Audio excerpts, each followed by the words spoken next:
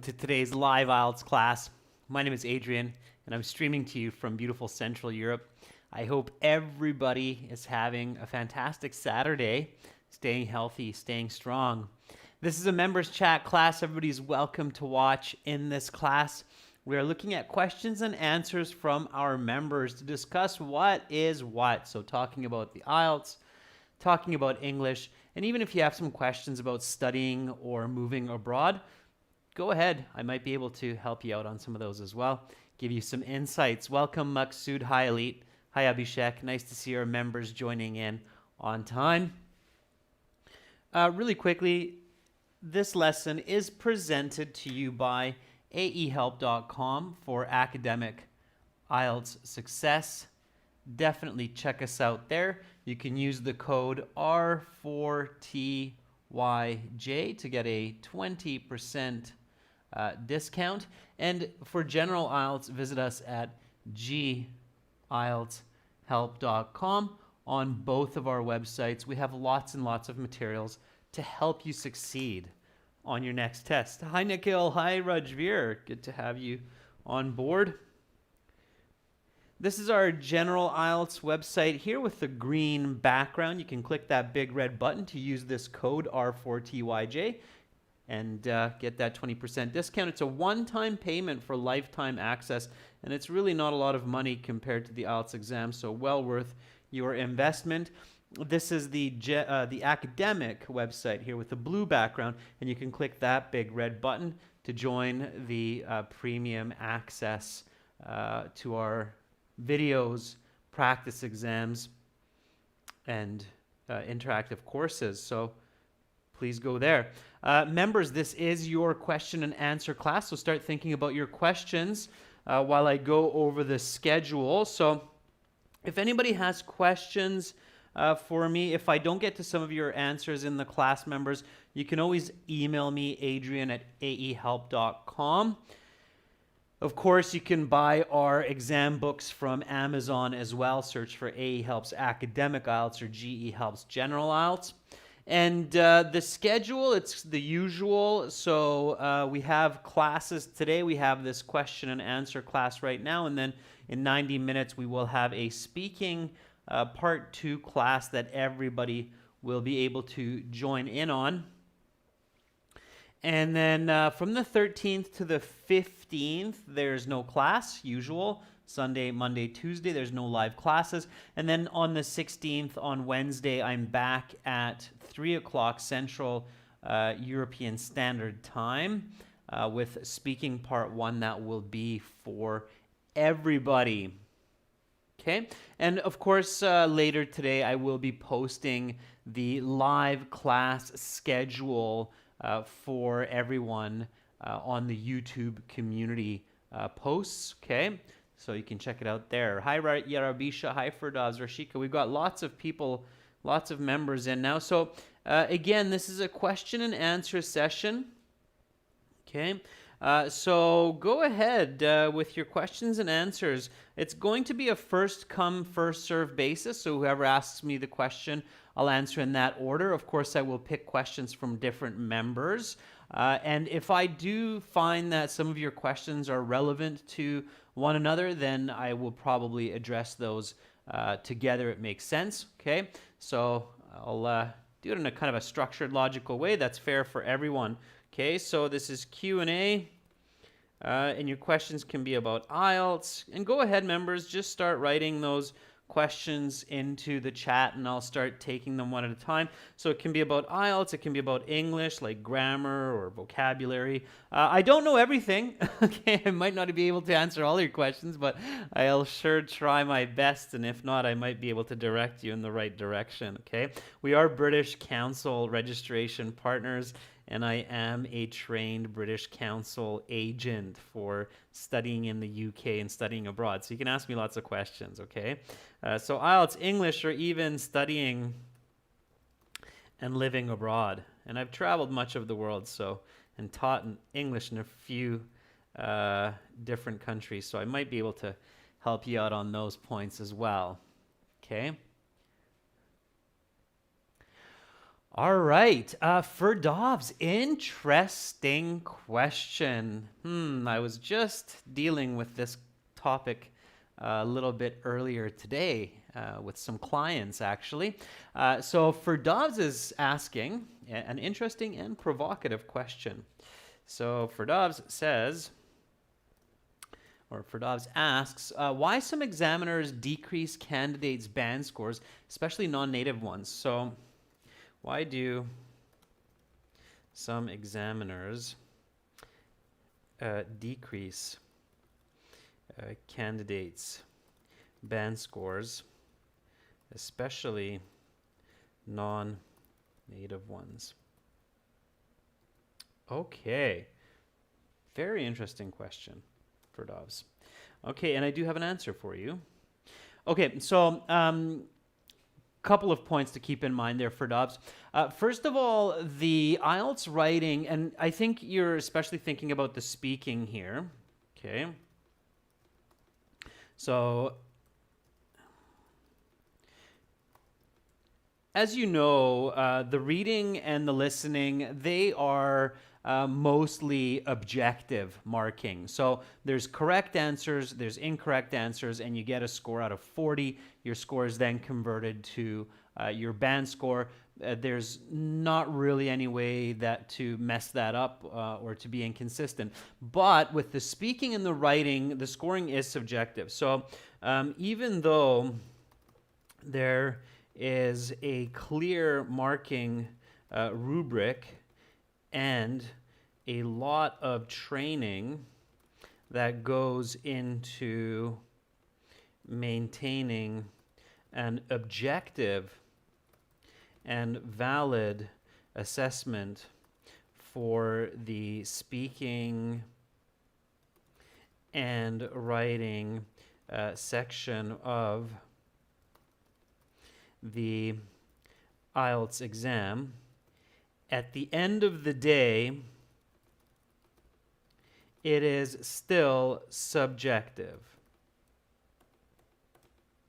meaning it is still influenced to a degree by the marker or markers or examiners. Okay. Now, they try to mitigate this. So they try to control this by having multiple people mark your writing. And they try to mitigate it by having reassessment. Okay. So, so here is some more of an answer for you, Ferdov. So this is, I think a lot of students are curious about this because sometimes students say, hey, on my speaking 6 months ago, I got 7.5 and I just did my exam and I got 6.5 and it's a whole band score difference, okay? So keep in mind that not all examiners have the same level of experience and training, okay?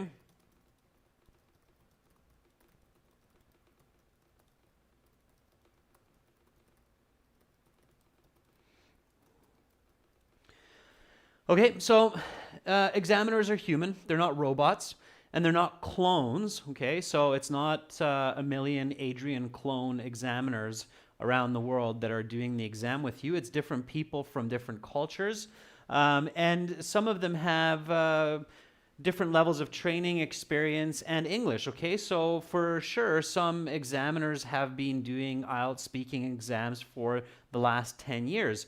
Some of them just started yesterday. They get training. They have a lot of training sessions and mock exams for sure, but it's still not the same as a person who has been doing speaking interviews for the past 10 years, okay? So there's going to be some difference. Now, Ferdov's just thinking, well, why do some non-native speakers, okay? I don't know if that's completely true for Dobbs, that non-native speakers tend to score lower, okay? Maybe they're a little bit reserved. I don't know about this, so I'm a little bit careful not to be biased here or prejudiced, but it may be that certain examiners are conservative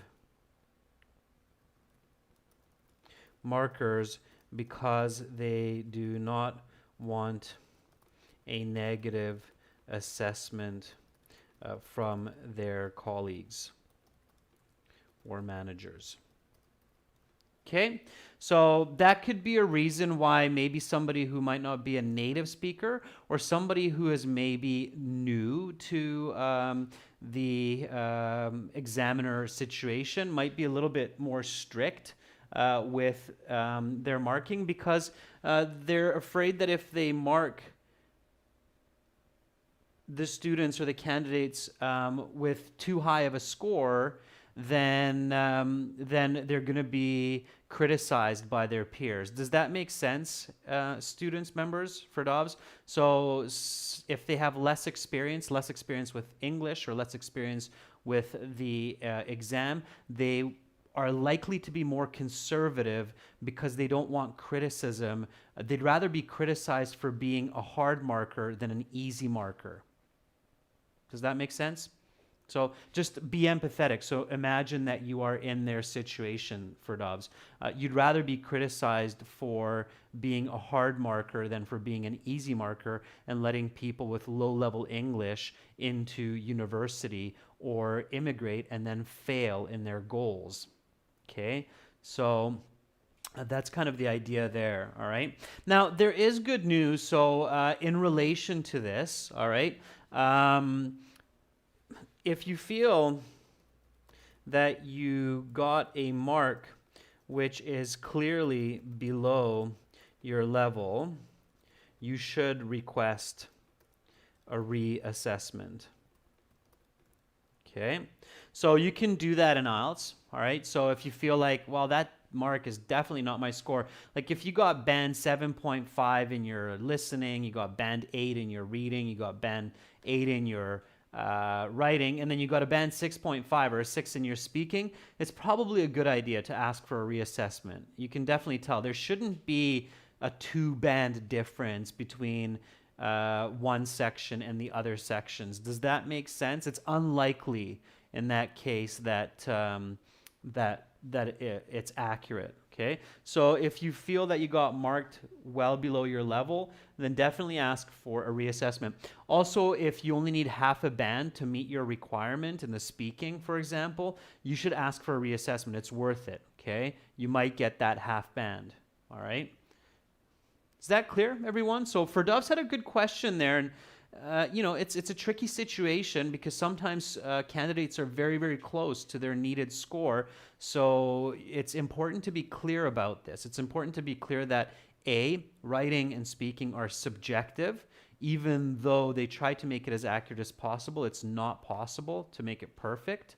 Okay, and some examiners, because of their experience or because maybe they're just having a terrible day, we're all humans, might mark more stringently than at other times. Okay, and then in that situation, it's your responsibility to go after that and to make sure that you're being marked fairly. That's why they record your speaking interview, so they can remark it if you request that. Okay, is that clear? Now I'll go to another question. All right, I don't see any chat, or maybe my chat stopped functioning or something, or everybody's just being extremely silent listening. But anyway, so hopefully for Dobbs that's clear. Elite says, can we start our thesis statement of task 2 introduction with this essay will? No. Okay, I think a lot of students know that. Can anybody tell me why you cannot start your essay with this essay will? Why is that not a good thesis? It's considered a weak thesis, Elite. Can anybody tell me why? Okay. I'm not seeing any movement in the chat. I'm wondering if it's a YouTube thing that's going on. Can everybody hear me okay? Can you give me some thumbs up or some okays? I wonder if the server at YouTube has decided to take a snooze. The last thing I can see on my chat is Rajveer. Can you give some insights of the examiners? Let me try to refresh the page. Maybe that will help. Just give me a second.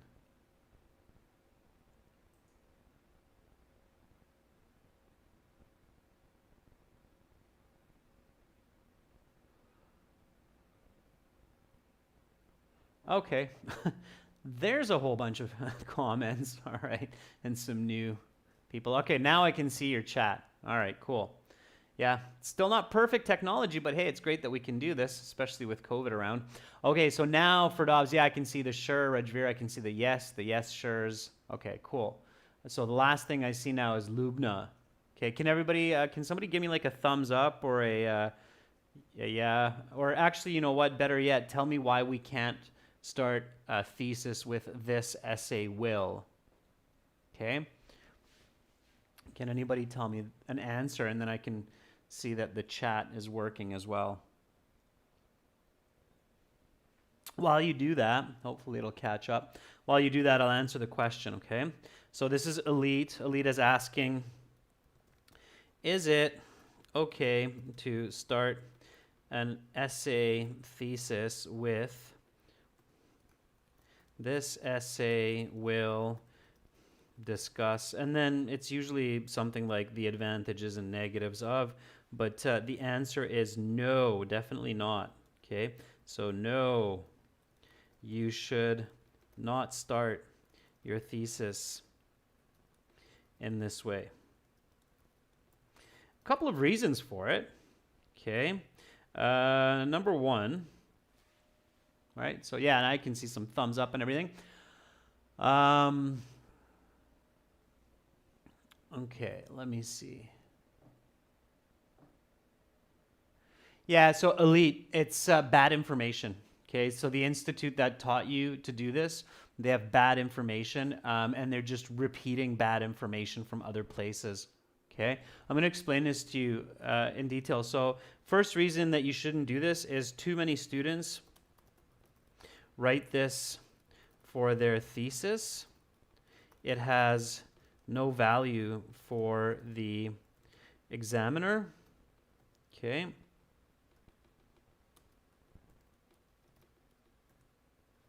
So just imagine, Elite, that you are the examiner for the IELTS exam with a marker, and you get 1,000 essays, and 900 essays start with this essay will. You're not going to give them a band 9 because then everybody has to get a band 9. You're not going to give them marks because then everybody has to get marks, right? So it doesn't make sense, okay? So that's reason number one, that it's completely useless. Reason number two is this is an indirect thesis and does not give any valuable information for your reader. Okay, so you shouldn't use this in university either. In fact, in university, you'll get a very low score if you start an essay with this essay we'll discuss. Thirdly, your essay should not use the future participle will. It should be written in present tense. Okay. And fourth, in such a short essay where the question is known to the audience, it makes no sense to write what your essay intends to do. Does that make sense? So is that clear, Elite? Okay. So all of these reasons make it a really weak and poor start, and your examiners are not giving you band scores, or not giving you any kind of benefit by starting your essay with this essay we'll discuss. Just imagine all those tens of thousands of students writing essays with that, okay? Okay, so Rajveer says, we're already discussing the essay in present. Our job in writing is to give the explanation of the idea, so there's no need for a guiding point, says Moni. Ferdov says, it is considered like a pattern or a template which is learnt. Yeah. And Elite says, that's a pretty big no. Rajveer says, it's a weak thesis and gives no direction for the readers. So yeah, Yeah, okay, all of those, all right? And we just killed that question, but there are 150 other people watching, and I know a lot of them are using this essay we'll discuss, and I'm sure a couple thousand more people will watch this video, so you're helping all of those people avoid this common mistake, okay? So good for you, all right?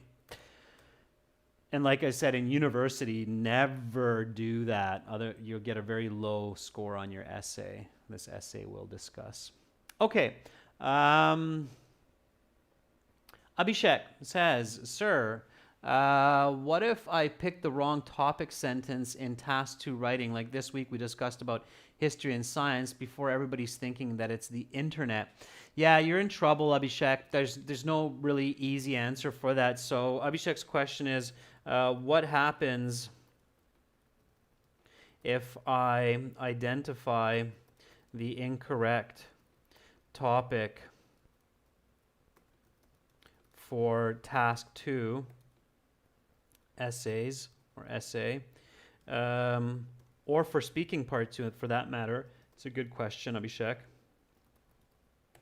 Okay. So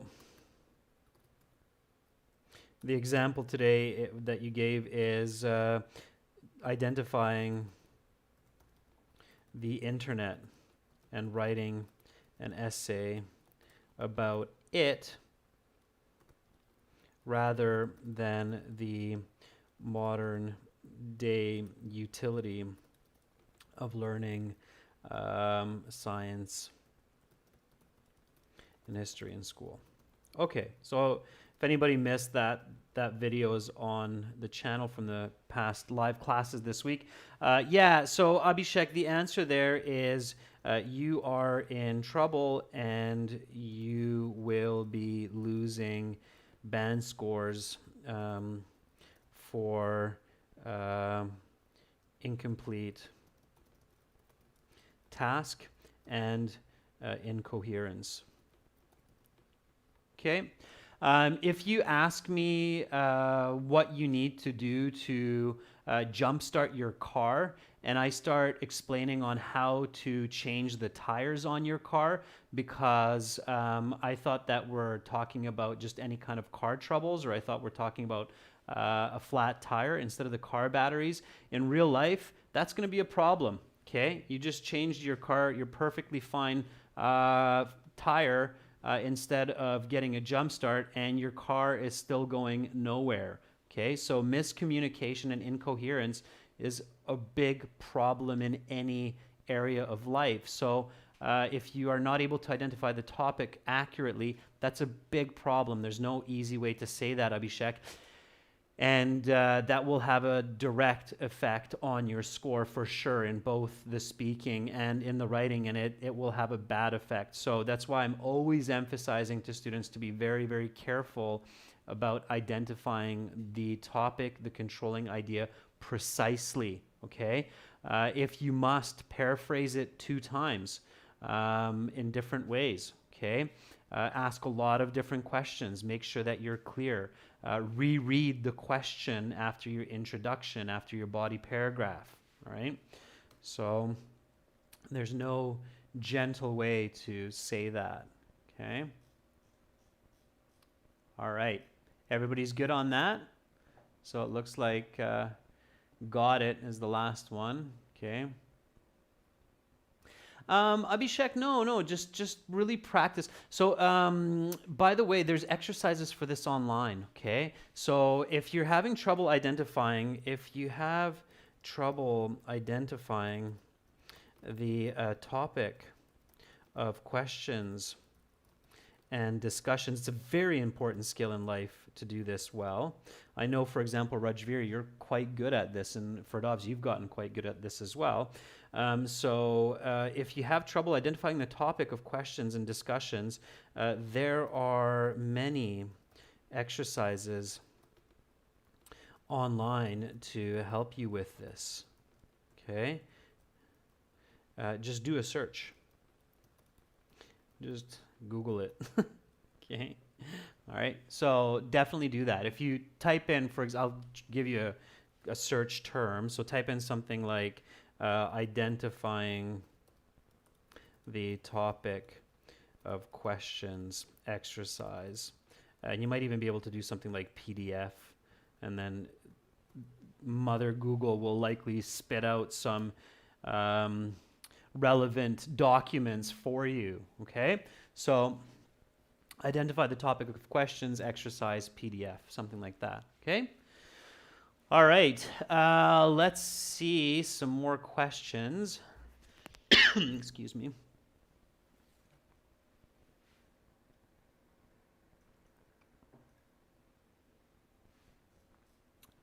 Okay. So,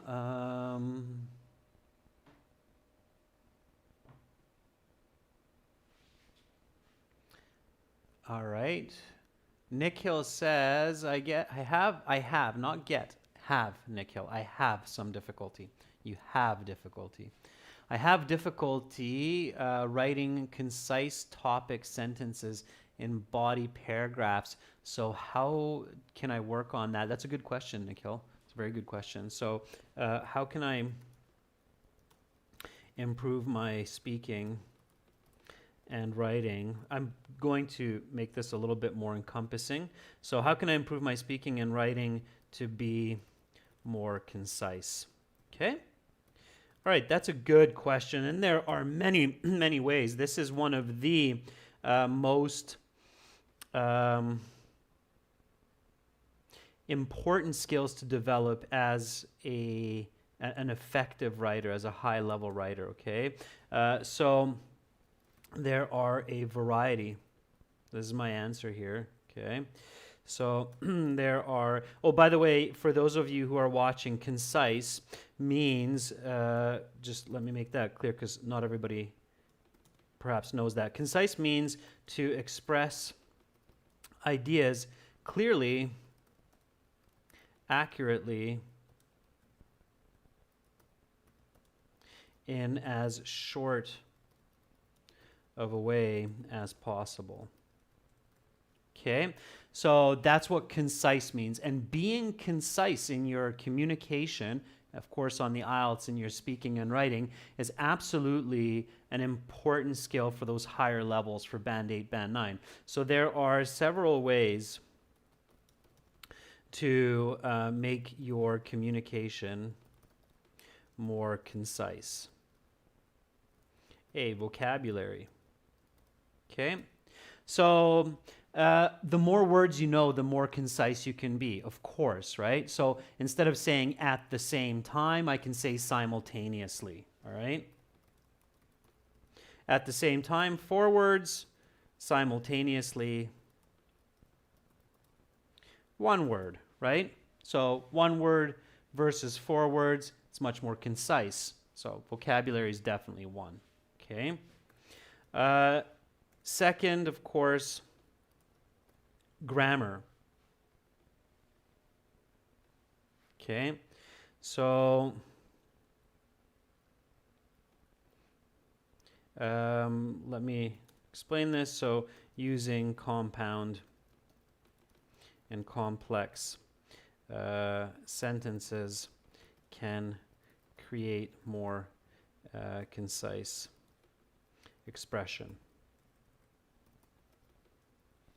Okay, so grammar is another way.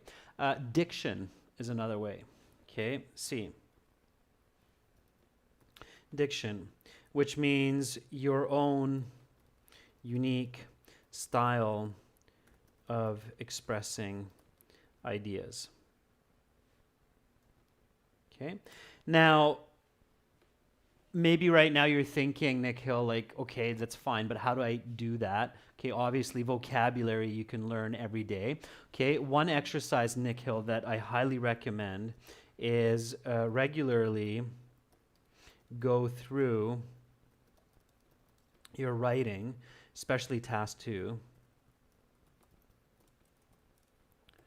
and ask yourself,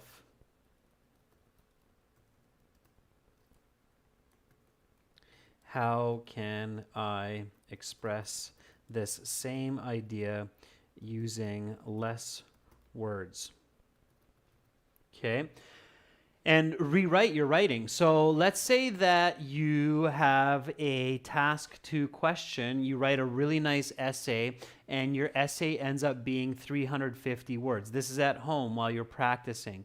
You can go back and then take out all of the unnecessary information, shorten your sentences, improve the vocabulary, and see if you can reduce the number of words in your essay from 350 to 250 while keeping all of the information, especially the relevant information, intact. How many of you do this? Okay, so this is a kind of a question back at you. So how many of you write a 350 word task 2 for practice at home, and then use or then review and revise to shorten the essay to, let's say, 275 words by improving the vocabulary, grammar, and content. Okay, that's another way to say your diction is your content.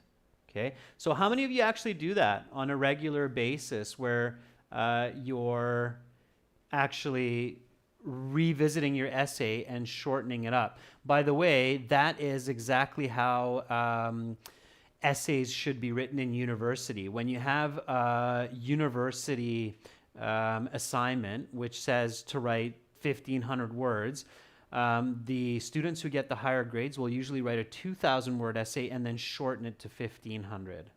Okay, so Nick Hill says, okay, sir, I got it. Jainil says, I do it. Good, Jainil. Fantastic, but not regularly. Yeah, you should regularly work on making your essays more concise. For Dobbs, definitely do this exercise. I think I've seen some of your writing where this is exactly what you need to do. So Rajveer says, I do it, but I'm only able to reduce the essays by 20 to 30 words. Rajveer, that's still a very good start. So 30 words for a 300-word essay is 10%. You can probably do more, Rajveer, okay? From my experience, once I reduce it 20 to 30 words, if I wait a day, read it again, I can usually reduce it another 10, 15 words, okay? So you can keep going back and chopping and making it more concise. So keep going with it, Rajveer. You're on the right track, okay? 20 to 30 is a good start, okay? Yeah, so Nick Hill, do that, all right? And keep this in mind, students. This is a really important tip for those of you who are going into your bachelor's and master's studies, okay? So a good essay strategy in university is when you have an assignment 1,500 words long. Okay, the reason I say 1,500 words is because 1,500 words, 2,000, 2,500 words, those are very common exercises in university. Okay, so 1,500 word essays in your first and second year university are very common in the UK, US, Australia. Okay.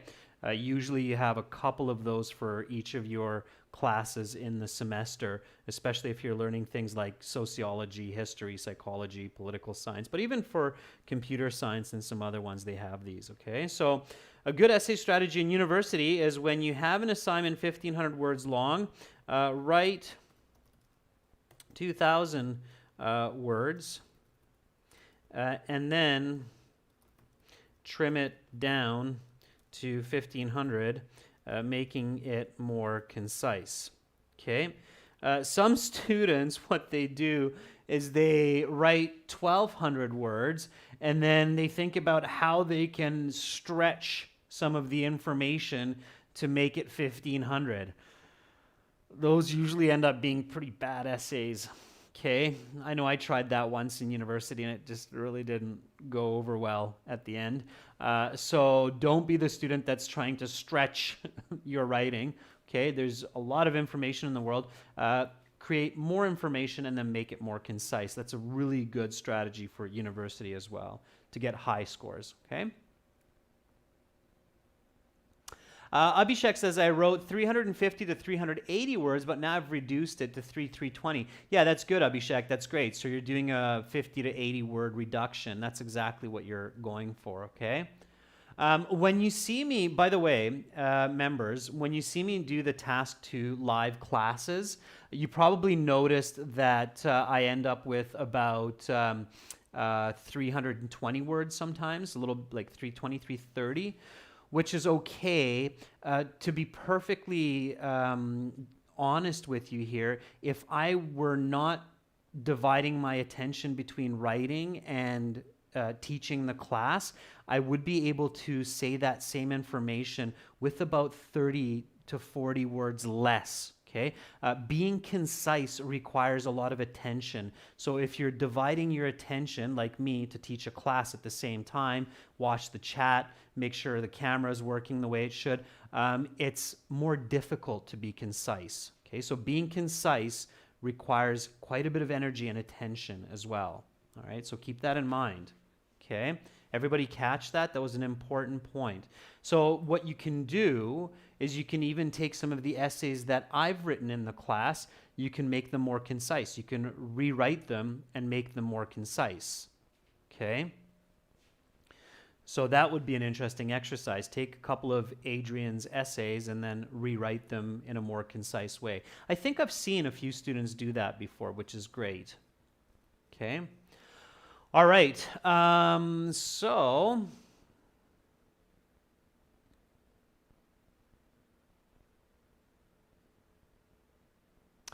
Ferdov says, my friends and relatives appealed and could improve their scores for one band score. Yeah, Ferdov's for sure. If there's clearly a mistake, they will improve. So this is going back to your previous question.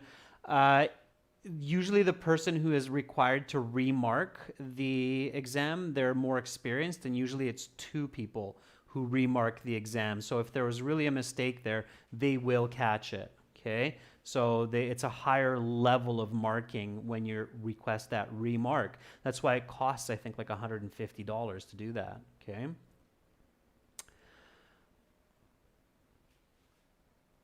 Okay, so Rajveer says, can you give some insights of the examiner's thinking process when they read candidates' task 2 response? Okay, Rajveer.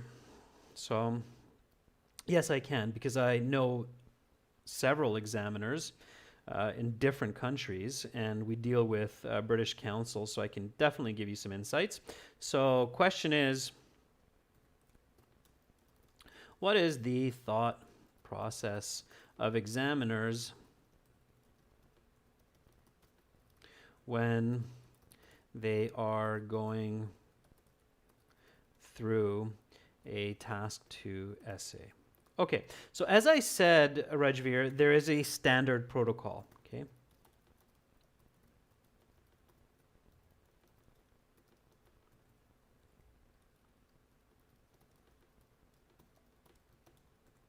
There's a standard protocol of doing a word count by averaging, which lets them know if the task is completed or not. So that's one of the components of, is this task completed or not? So did this student write a minimum of 250 words? If not, then it's immediately a minus point for not completing, okay?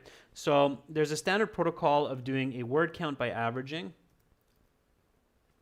then a read for technical mistakes, spelling, grammar, and punctuation. Okay, so again, they'll mark, how many mistakes they are, okay? And then they'll do an overall assessment as well.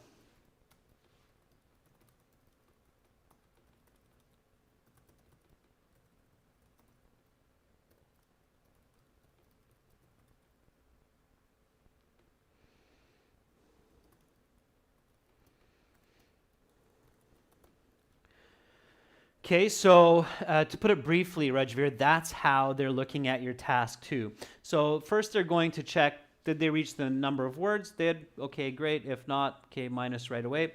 Then they'll read for technical mistakes. How many spelling mistakes? Are there lots of spelling mistakes? Are there lots of grammatical mistakes or some here and there? Are the spelling mistakes bad mistakes? Like, does it change the meaning of the word? Are the grammatical mistakes bad mistakes? Does it make the text incomprehensible?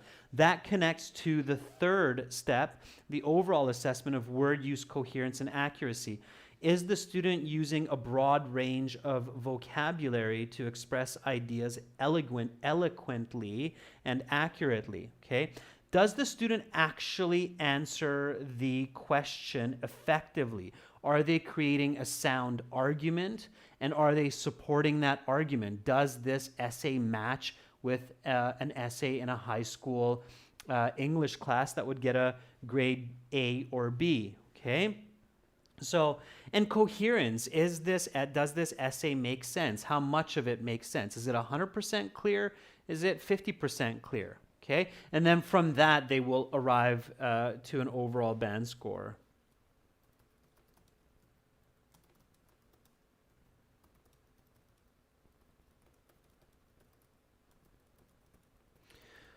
Okay, and then this is repeated by another examiner, and the average of the 2 marks is taken unless there is more than a 1 band discrepancy. If there is a greater than 1 band difference between the 2 examiners,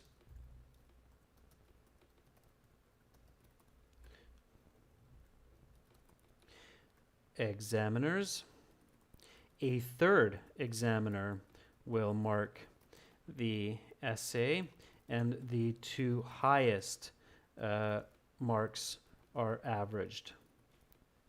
So now you get an idea of why it's so expensive, the IELTS exam, because it doesn't happen often. So usually the 2 examiners' marks are quite close, and they're independent. They don't know each other's marking. In fact, oftentimes those 2 examiners are not in the same place. Okay, they're in different offices or in different buildings or even cities altogether. Okay, so that's how they make the writing quite objective. So the speaking is a little bit trickier because it's marked in real time, but the writing is not. Okay, is that clear, Rajveer? So that process of arriving to your final mark. So does that make sense? How they arrive at your final kind of grade?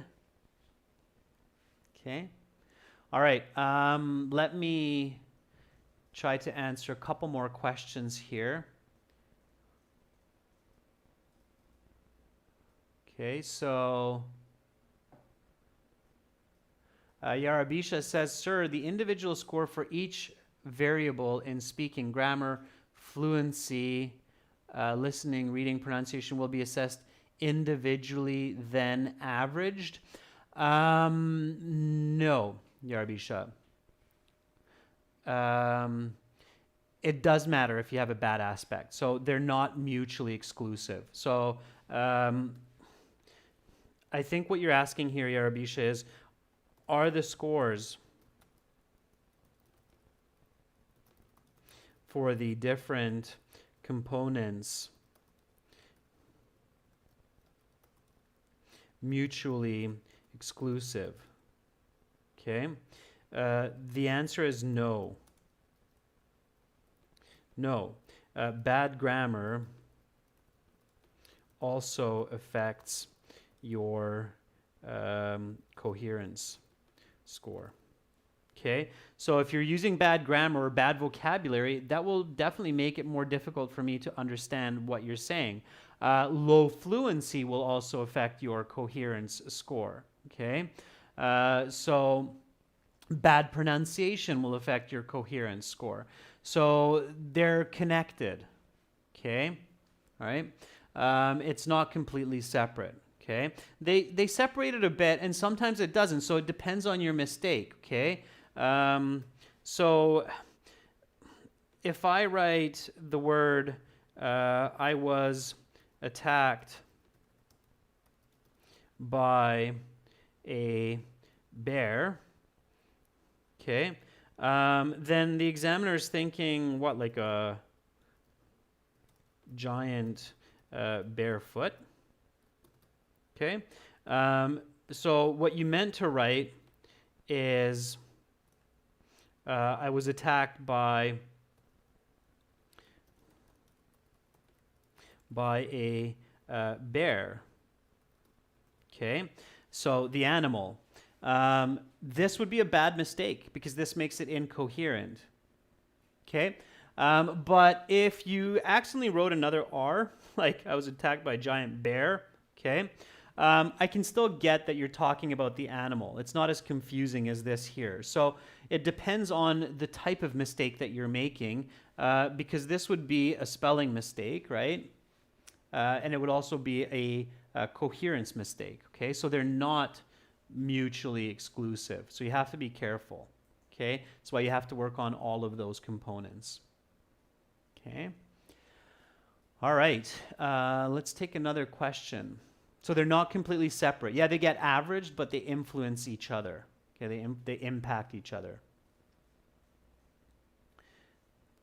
Okay.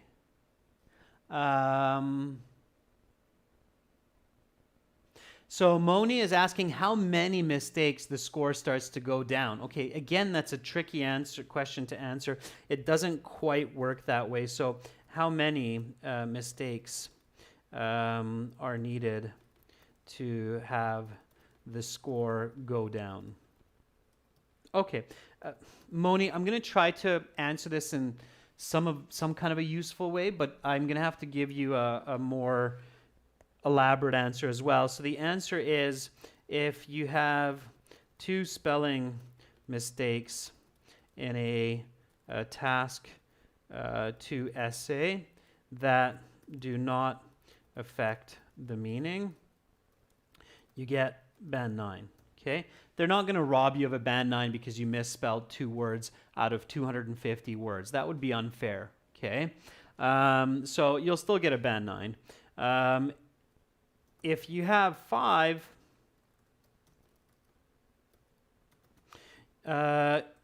you will drop to 8.5. Okay, if you have 10, you may drop to a 7.5 or even a 5.5, depending on the types of mistakes. Okay, as I just discussed. All right, so it's not just the quantity of your mistakes, Moni, but the quality of your mistakes. If you have a couple mistakes, you can still get a very high band as long as those mistakes don't change what you're expressing. I just read an essay a few days ago where it was really nicely written. I really would have loved to give it a band 9 assessment, but there was one sentence in one of the body paragraphs that was super confusing, and I was like, okay, well, it's a band 7.5, so a whole 1.5 band because of that one really confusing sentence. Okay, so you have to really be careful. All right, this is why it's a good idea to review your essay if you have a couple minutes at the end of the writing section. Okay, it's a big reason for leaving 3 minutes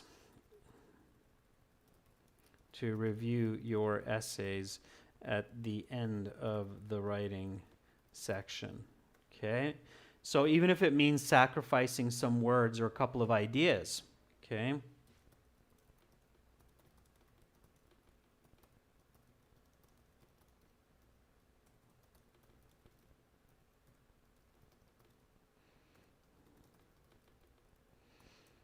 all right. Okay, let's take one more here. So, Lubna, sir, in the reading section, fill in the blanks with only 2 words. As one word of my answer is right and the other word is not accurate, do I lose the mark or a half a mark? Good question, Lubna. You lose the mark. Okay, so if the answer is 2 words, and 1 word is not accurate, but 1 is okay. Answer, you lose the mark. So be careful, okay? Wrong answer is a wrong answer, all right? Okay. All right, members, I'm going to stop there. Lots of information. I think I got through at least about 7 or 8 questions there today for you. If I didn't get to your question, don't panic. We have these classes every 2 weeks. And of course, remember, you can send me your question as long as you're a member. You can send me your question in this regard to adrian@aehelp.com. I will gladly get back to you. For everybody else, you can join our premium package and ask me questions. Just visit us at aehelp.com for academic IELTS and gltshelp.com for general IELTS, and you can use this code for the premium package, R4TYJ. It's well worth it, okay? That is it for right now. I will be back in about 30 minutes with speaking part 2, a brand new question for you, okay? So keep up the good studies. Thank you for watching, and come back soon. Have a good rest. Bye for now.